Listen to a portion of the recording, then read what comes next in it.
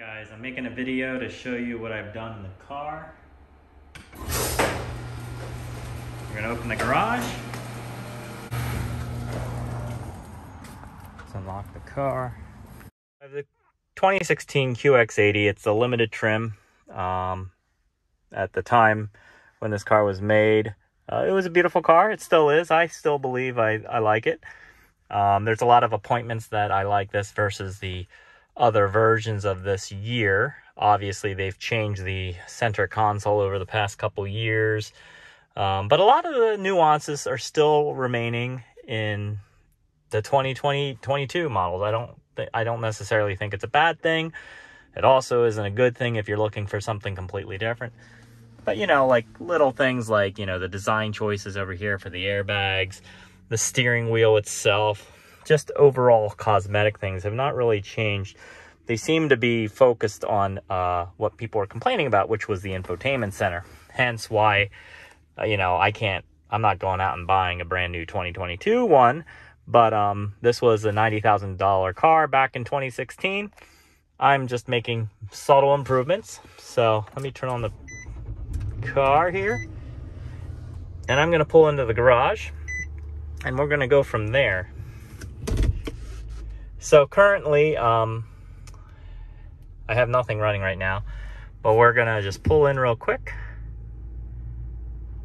So you can see I'm pulling into the garage. It's going to give me those beeping sounds. I'll turn them off because they get really annoying.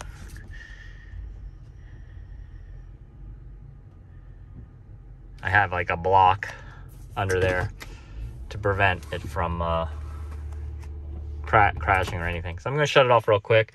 I'm actually going to close the garage door behind me. All right, so the car's parked in the garage. I just wanted to kind of bring it in, but I also kind of wanted to show you some of the details of what I did with this system. So to actually install the system, I highly recommend getting a toolkit. Okay, so here are the toolkit that I bought. It's on Amazon, but there's very interesting tools that are designed to get through and under panels, and they have a very thin profile. There's wedge tools, there's these tool clamps and things to get off the accessories, like the plastic little locks you slip in and you can pluck off.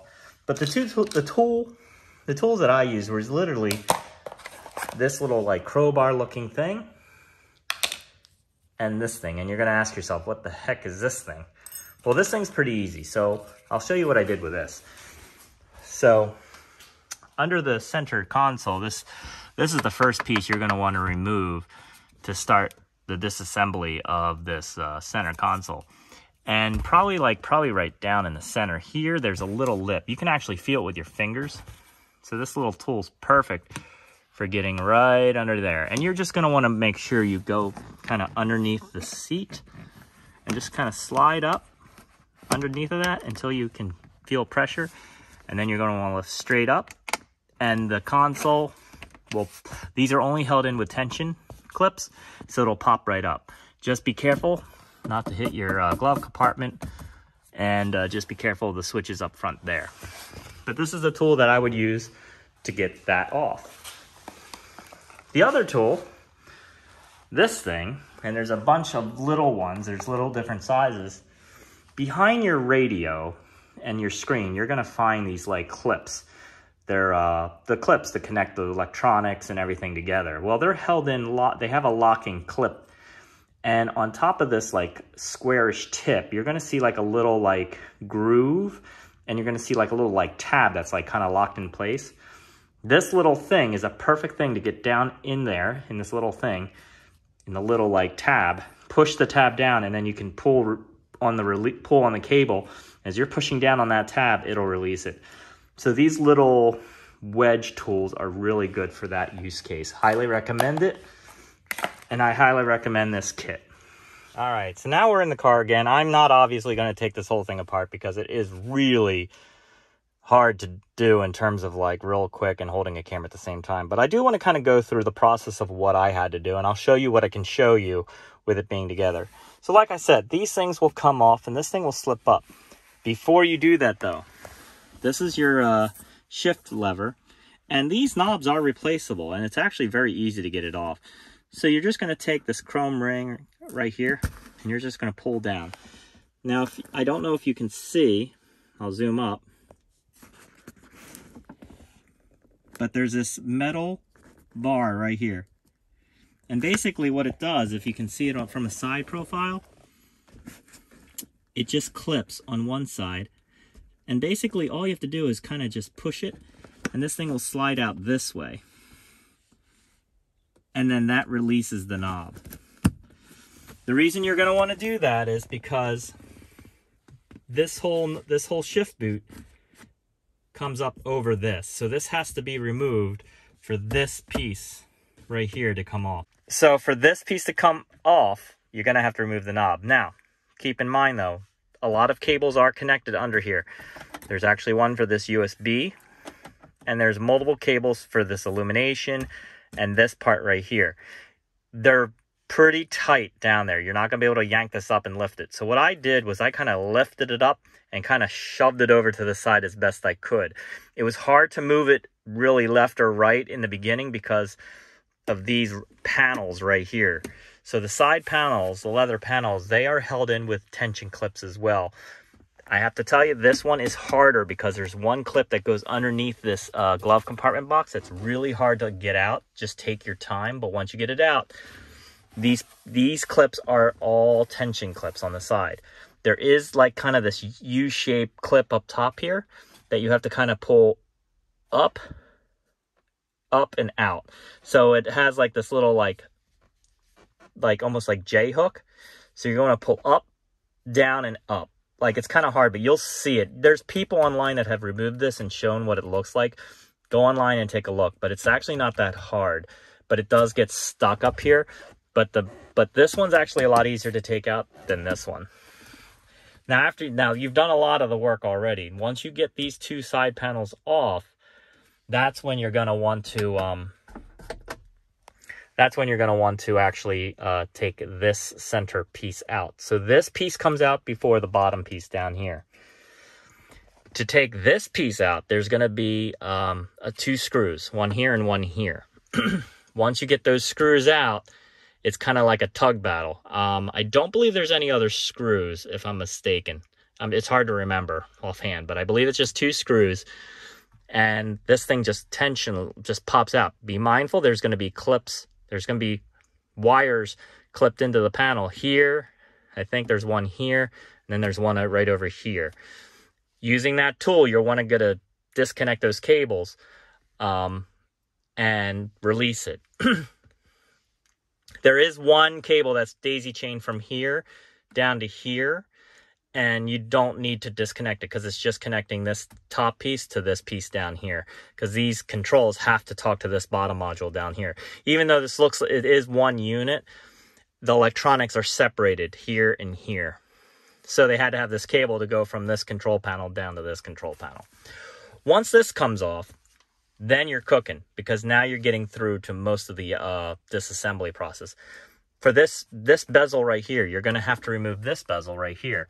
This bezel is held in by 3 screws. There's going to be one here, here, and here.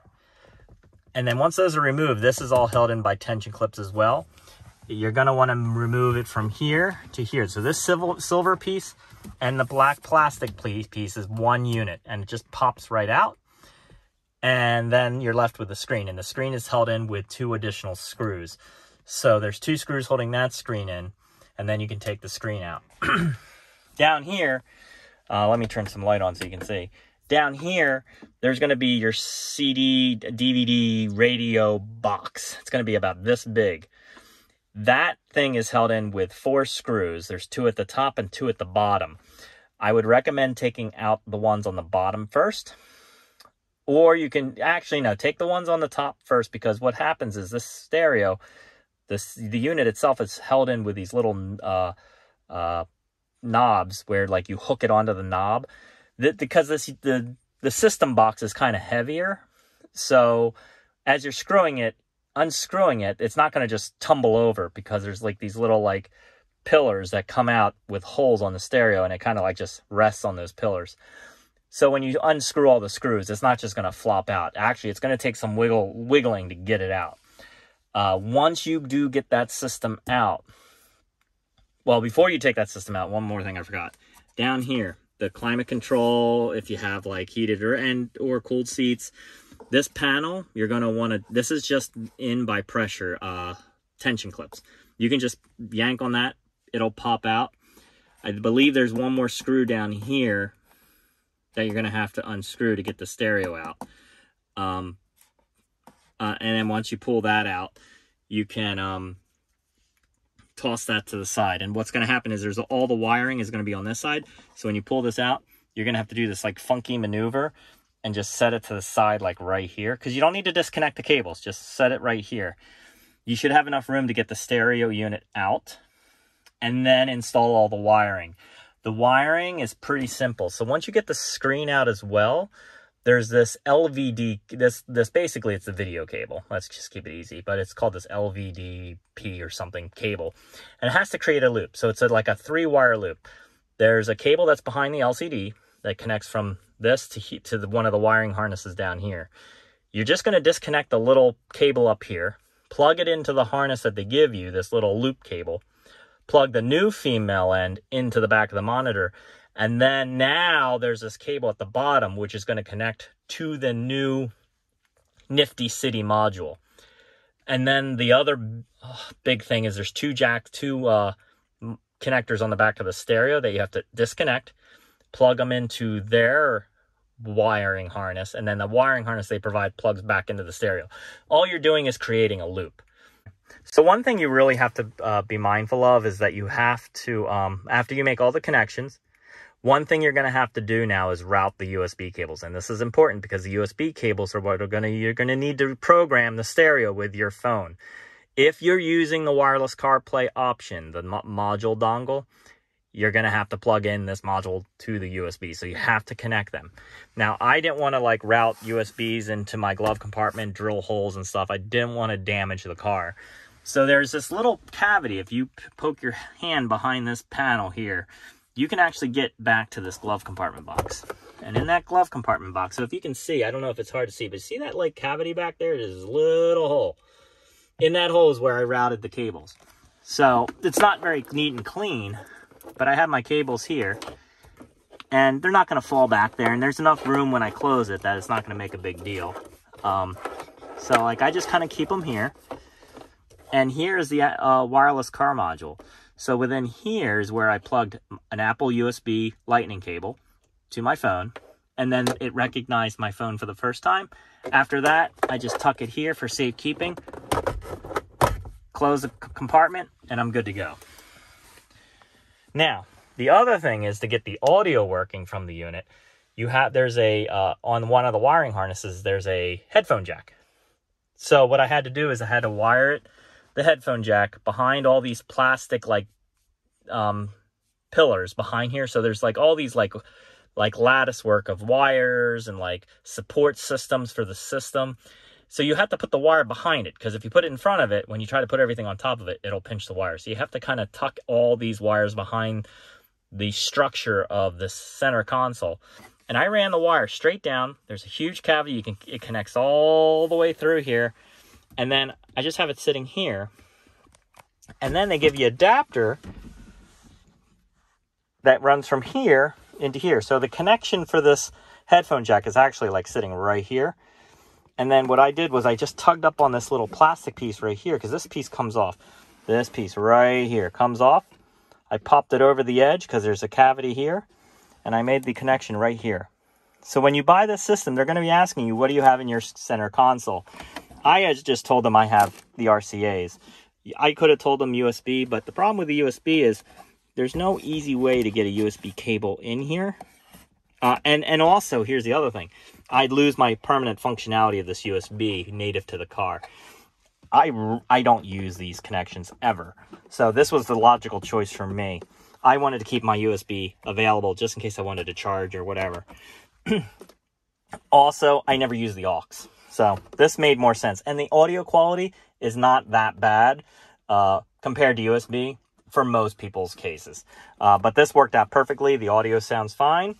And that's what I do. So let's turn on the system and I'll show you kind of the background of what it looks like. and how it works. So when I first turn on the car, it's going to go through its normal look. You can still like turn on your audio.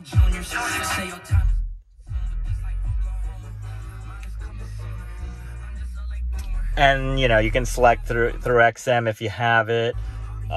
You can still look at your DVD if you wanted to. Yeah, I don't have a disc in there, but the DVD will still work. If I go into settings here and go to rear display, it's still there, so that hasn't changed.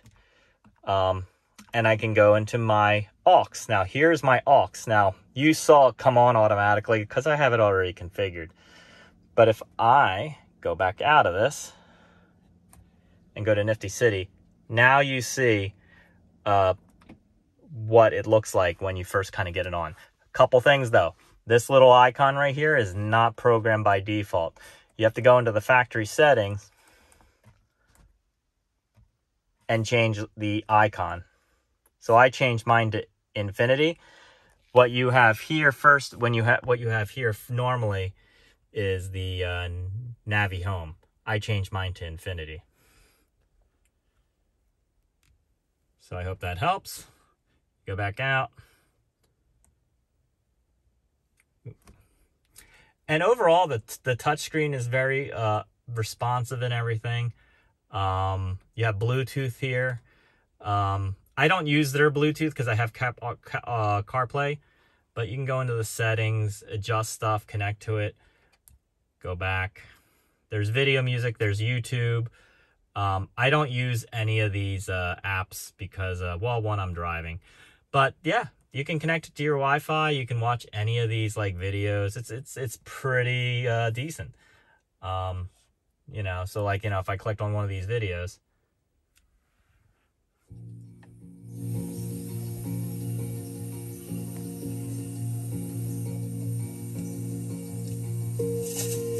pretty cool, right? All right, so here's the CarPlay system that I really wanted to show you. So this is kind of what you're greeted with. There's a couple different screens if you're used to CarPlay. This is the main screen that I use. All these icons will change out depending on your use case. This little bell is your notification, so it'll read your messages, which is really cool. And then whatever apps you download that are compatible with CarPlay are right here.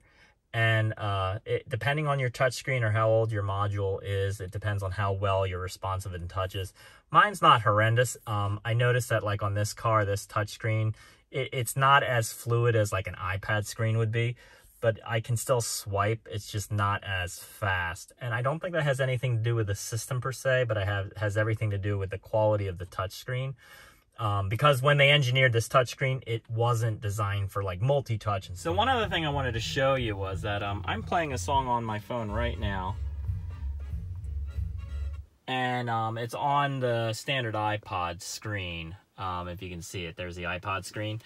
And so like there was another benefit that I just realized. So I decided to use the auxiliary jacks instead of the USB. And by doing this, I didn't realize it, but it enables this jack here to be utilized by the car still like the standard way. So if I connect the USB, it'll read the USB memory of my phone and start playing the music just like it normally would.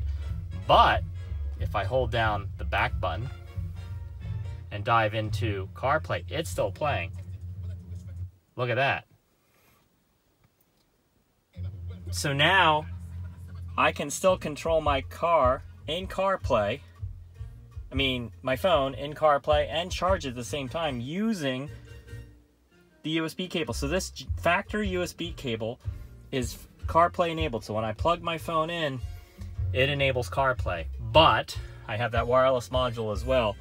So it's just a benefit having this USB free, because now I can charge my phone still, and it now says on the screen right there that I'm charging my phone.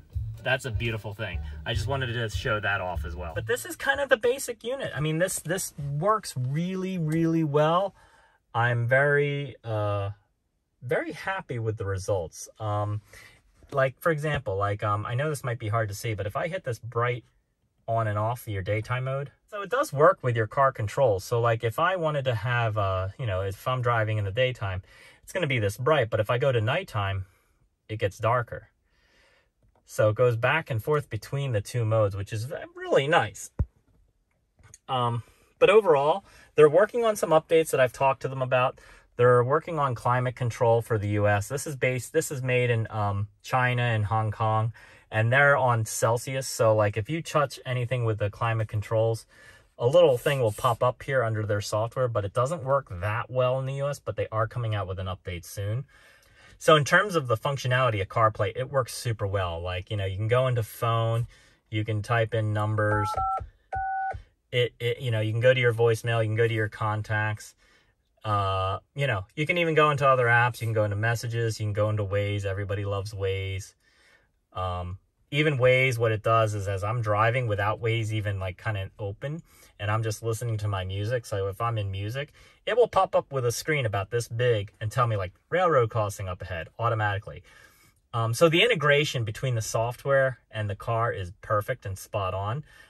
So I'm really excited about the install. And if you have any opportunity to get one of these, you can save 10% by using the code Andrew10. And visit Nifty City and just answer the questions that they have listed under each product for your specific car, and they'll make sure you get what you actually need. And their support and their email system's super easy. They get back to you pretty quickly, and they are so willing to help you. So if you have any questions, feel free to leave a comment below or visit them on the website at niftycity.shop, and they can definitely hook you up with a great system. Just put in code Andrew10 to save 10% off. Thanks for watching.